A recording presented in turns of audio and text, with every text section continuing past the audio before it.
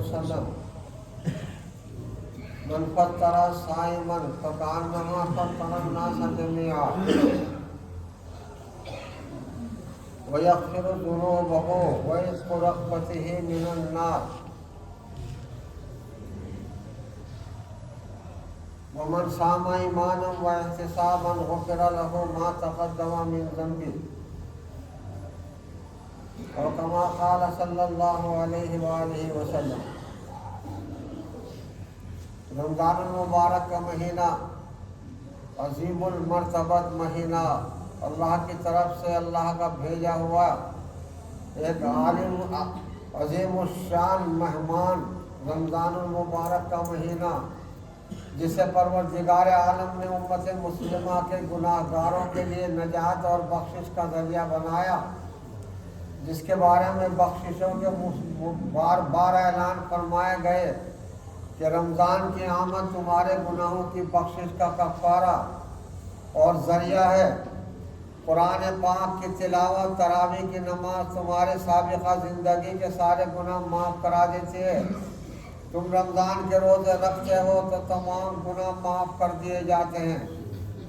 شب قدر آتی ہے، ایک رات کی عبادت کا ثواب 1000 مہینے کی راتوں سے بھی افضل ہوتا ہے۔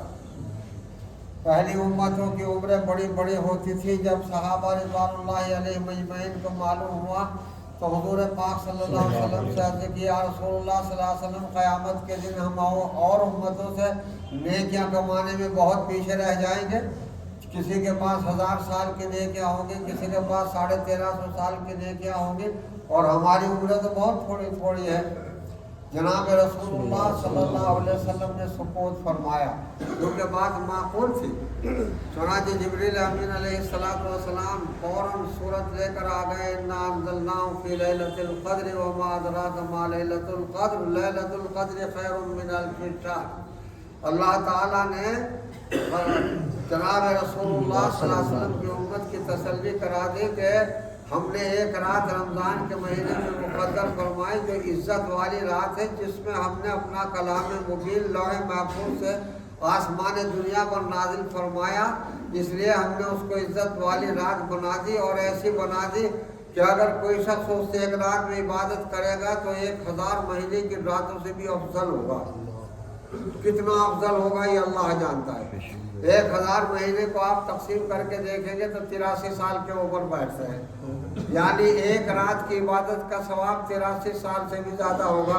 یہ تو ایک ہی رات کا ثواب عمر اتنا بڑھ جائے گا، اور اگر کسی نے 2 سال 4 سال 5 سال تو کتنے سالوں کی عبادت کا ثواب اس کے نام اعمال میں جائے گا۔ بہرحال رمضان کا مہینہ اللہ نے سیزن نیکیوں کا سیزن قرار دیا ہے۔ اللہ نے ہمارے اوپر بڑا کرم فضل فرمایا ہے کہ اس مہینے میں فرض ادا کرنے والوں کو 70 گنا ثواب دیا جائے گا، نوافل نماز پڑھنے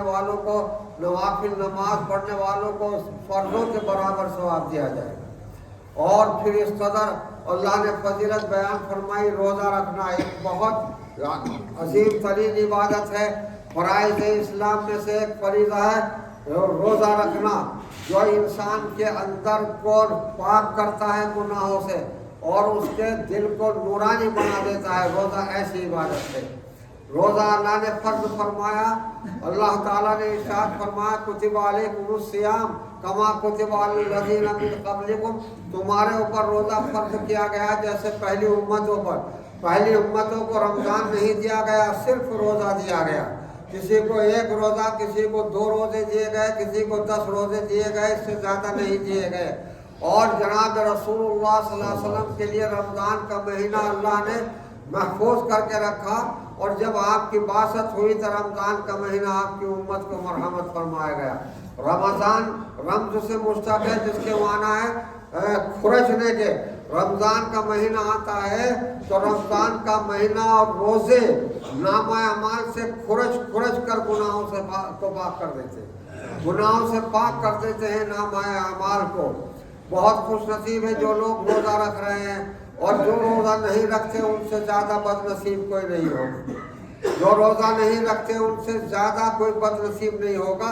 رسول پاک صلی اللہ علیہ وسلم نے ارشاد فرمایا اگر کوئی رمضان کا ایک روزہ بغیر عذر کے ترک کر دے وہ اس کے بعد وہ انسان الدہر کلہ ہو اگر تمام زندگی روزے رکھے تو اس ایک روزے کے برابر ثواب حاصل نہیں ہوگا۔ کتنا ثواب اللہ نے رمضان کے روزے کا رکھا، کتنا ثواب۔ کتنے بد نصیب ہیں وہ لوگ جو آج کے ایسے موسم میں، جو ٹھنڈا موسم ہے، دن بھی بڑا نہیں ہے، بڑے آسان روزہ رکھنے والے بتائیں گے اللہ کے فضل و کرم سے کہ کتنی آسانی کے ساتھ اللہ روزے رکھوا رہا ہے، نہ بھوک ہے نہ پیاس ہے، اور بڑی آسانی سے اللہ روزے رکھوا رہا ہے۔ ان کی بد نصیبی کا عالم دیکھیے کہ جو ایسے موسم میں اور ایسے چھوٹے سے دن میں بھی روزہ نہیں رکھتے، ان سے زیادہ بد نصیب کوئی نہیں ہوگا۔ جناب رسول اللہ صلی اللہ علیہ وسلم خطبہ دینے کے لیے ممبر پر تشریف لے جا رہے تھے۔